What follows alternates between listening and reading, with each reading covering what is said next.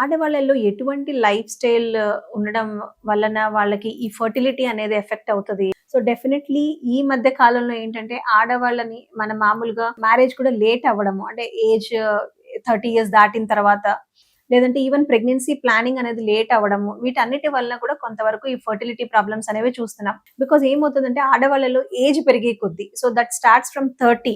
So ఈ fertility అనేది decline అవ్వడం. అంటే అది ఎందువలన అంటే కొంతవరకు మార్పులు అంటే ఎగ్ నంబర్ తగ్గడము. సో ఎగ్ నంబర్ తగ్గినప్పుడు ఏజ్ పెరుగుతున్నప్పుడు ఈ ఎగ్ క్వాలిటీ తగ్గడం. వీటి వల్ల కూడా ఈ ఫర్టిలిటీ పైన డెఫినెట్‌లీ ప్రభావం చూపుతుంది. అలాగనే హైట్, వెయిట్ అని అంటాం.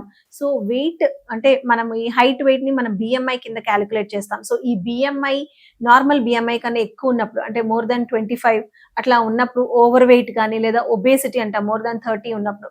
అట్లా ఉన్నప్పుడు కూడా ఈ ఫర్టిలిటీ అనేది చాలా ఎఫెక్ట్ అవుతది. అంటే ఆ హార్మోన్స్ అవన్నీ డిస్టర్బ్ కావడము, ఎగ్ రిలీజ్ ఇలాంటివన్నిటిలో కూడా మార్పులు రావడం వల్ల ఫర్టిలిటీ అనేది ఎఫెక్ట్ అవుతుంది.